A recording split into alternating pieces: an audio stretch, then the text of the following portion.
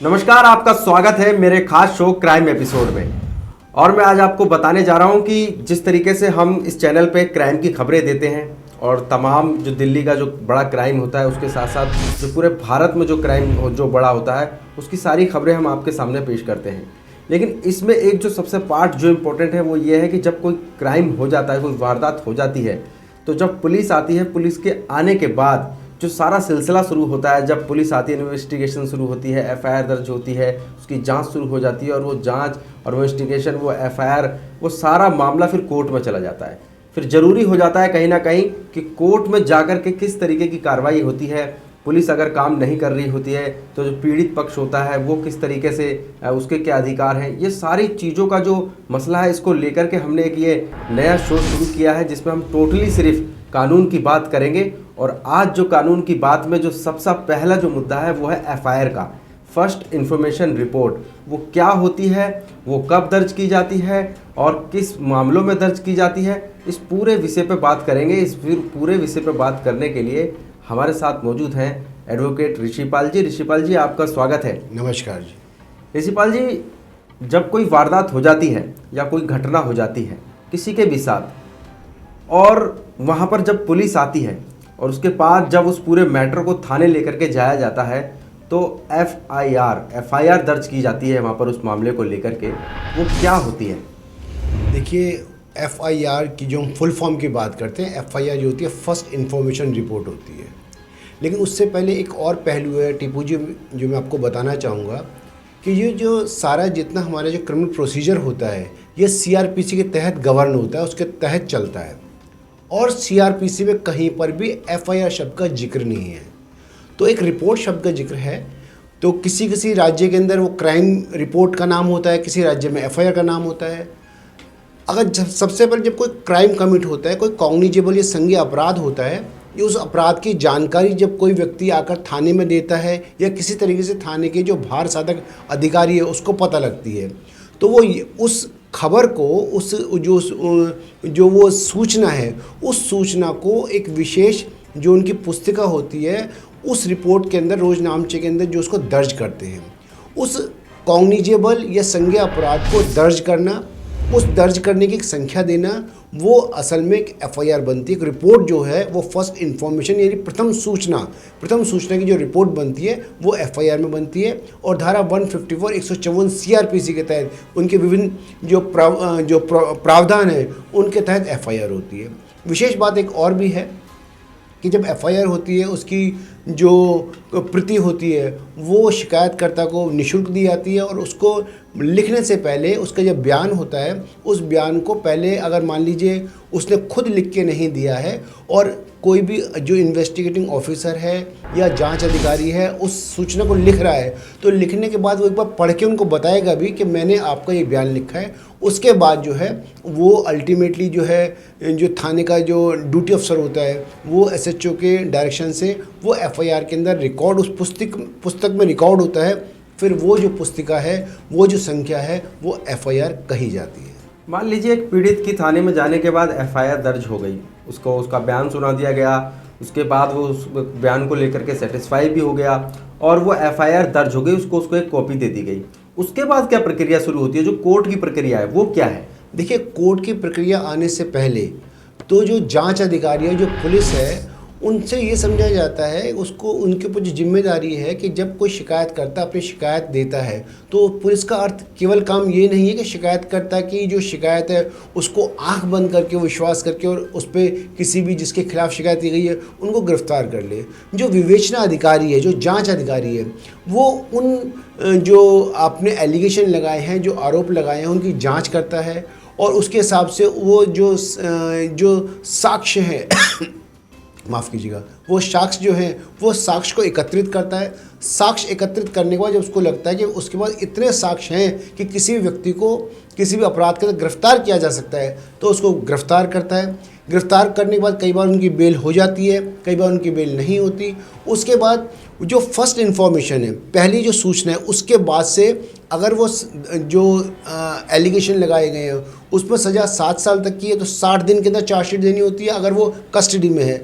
और अगर सज़ा 7 साल से ज़्यादा और लाइफ की है तो उसमें अगर कस्टडी में है तो 90 दिन के अंदर चार्जशीट देनी होती है। चार्जशीट का अर्थ जो है, अगर आप बोलें तो पहली जो हमने बात की फर्स्ट इन्फॉर्मेशन रिपोर्ट, और जो फाइनल 173 173 सीआरपीसी में होती है फाइनल इन्वेस्टिगेशन रिपोर्ट होती है, जो फाइनल पूरी तफ्तीश जो हो गई है पुलिस बताती है कि हमने तफ्तीश करके और ये रिपोर्ट कोर्ट में दाखिल करते हैं। ऐसा नहीं है कि हर केस के अंदर पुलिस ये कहती है कि जिसके खिलाफ शिकायत आई उसके खिलाफ पुलिस पहुंचती है। बहुत सारे केस ऐसे होते हैं जिनके अंदर पुलिस ये कहती है कि शिकायतकर्ता ने शिकायत दी लेकिन कोई अपराध साबित नहीं हुआ, अपराधी के प्रति कोई के खिलाफ कोई सबूत नहीं मिला। और बहुत बार ऐसा भी होता है कई स्थिति में कि जो शिकायत करता होता है वही झूठा होता है और अल्टीमेटली पुलिस क्या करती है उसके खिलाफ भी केस दर्ज कर देती है। तो पुलिस का जो काम है फर्स्ट इन्फॉर्मेशन के बाद पूरी तफ्तीश करना, जो तफ्तीश है वही जो है, जो जिसको इन्वेस्टिगेशन बोलते हैं, तफ्तीश बोलते हैं, जांच बोलते हैं, वही जो है चार्जशीट एक सामान्य भाषा में बोलते हैं और फाइनल रिपोर्ट एक कानून की भाषा में बोलते हैं। कई बार ऐसा होता है कि जब एफआईआर दर्ज की जाती है तो कई सारी धाराएं लगती हैं और कई सारी धाराएं जो बाद में मतलब कुछ बयान बाद में जुड़ता है और उसको ये लगता है कि भाई मेरी तो ये बात सुनी नहीं गई या ये इसमें धारा नहीं जोड़ी गई। तो क्या ऐसा भी होता है कि एक बार एफआईआर जो दर्ज हो गई उसके बाद उसमें कोई करेक्शन नहीं हो सकता, उसमें कोई धारा नहीं जोड़ी जा सकती, उसमें कोई दोबारा से उस पीड़ित का बयान नहीं लिया जा सकता? क्या ऐसा भी होता है क्या? नहीं, देखिए जैसे टीपू जी मैंने आपको पहले बताया एफआईआर जो फर्स्ट इन्फॉर्मेशन जो पहली जानकारी मिली है वो एफआईआर है। उसके बाद पुलिस तफ्तीश देखती है, कई बार जिस धाराओं में केस दर्ज किया जाता है धारा जुड़ती भी हैं और धारा वो वाली पहली धाराओं से धारा बदलती भी हैं और कम भी होती हैं।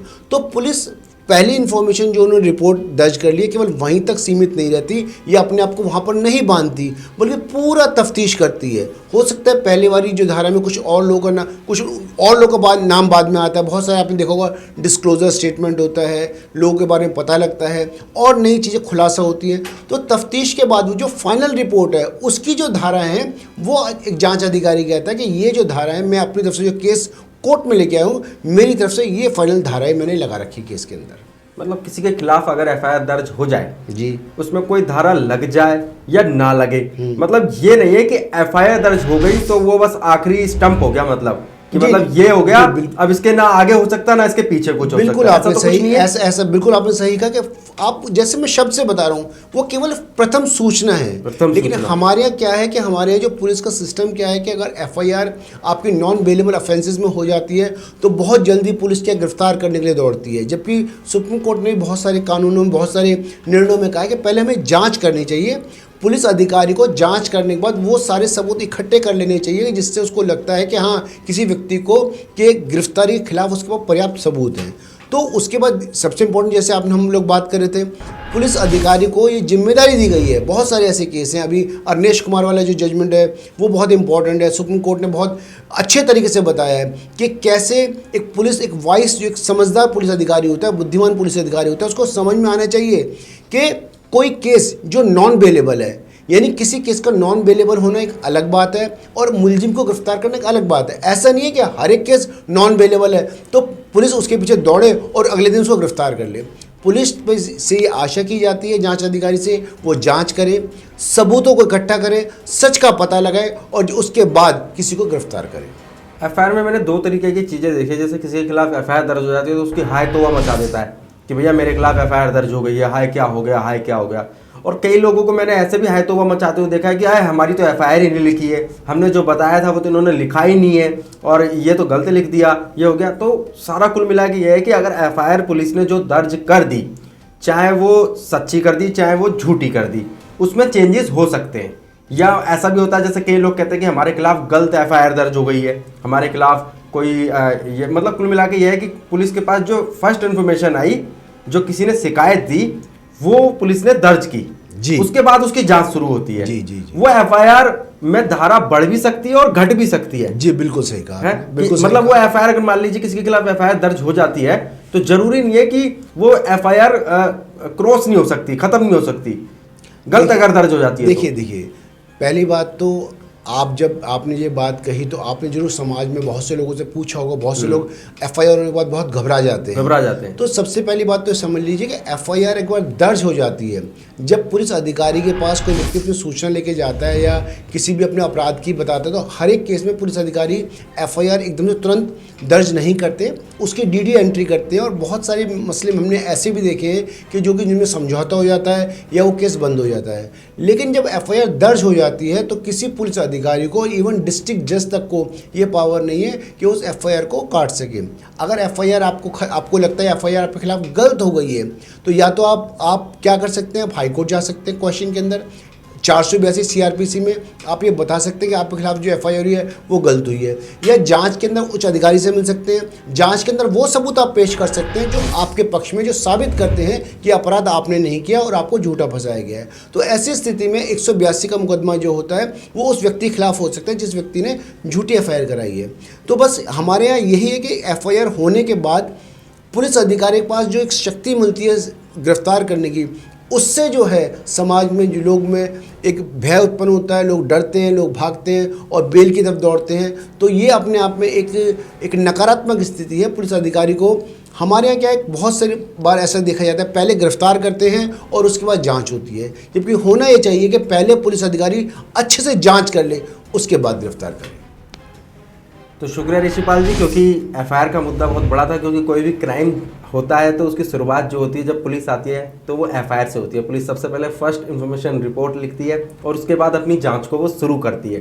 तो सबसे पहले कहीं ना कहीं ये जानना जरूरी था क्राइम के पूरे मसले में कि एफआईआर क्या होती है। आज हमने इसी मसले पे अपने दर्शकों को समझाने की कोशिश करी कि एफआईआर होती क्या है, और फर्स्ट इन्फॉर्मेशन रिपोर्ट लिखने के बाद जरूरी नहीं होता कि वो आखिरी स्टंप होती है। अगर वो गलत भी दर्ज की गई है तो वो वापसी भी ली जा सकती है, और अगर वो कम दर्ज की गई है तो उसमें कुछ ना कुछ बढ़ाया भी जा सकता है। पुलिस अधिकारी, क्योंकि लोगों की अपनी अपनी शिकायतें होती है कि जी हमारी एफआईआर नहीं लिखी गई है। और एक सवाल, सिर्फ एक लास्ट में मैं आपसे सवाल लेना चाहूंगा कि अगर किसी की एफआईआर दर्ज नहीं होती है तो वो क्या करे? जी, मैं इस बात का जवाब देने से पहले आपकी जो आपने सवाल किया था उसमें एक ये है कि पुलिस अधिकारी को भी अगर ये लगता है किसी के खिलाफ एफआईआर दर्ज हो गई है और उसके खिलाफ सबूत नहीं मिले, तो पुलिस अधिकारी भी उसके खिलाफ एक क्लोजर रिपोर्ट जो होती है वो दाखिल कर सकता है, और जिसको एफआर बोलते हैं, फाइनल रिपोर्ट बोलते हैं, और जिससे उसके खिलाफ केस खत्म हो सकता है। अब आपका दूसरा सवाल, आपने कहा अगर कोई व्यक्ति, पहली बात तो जब भी कोई व्यक्ति थाने पहुंचता है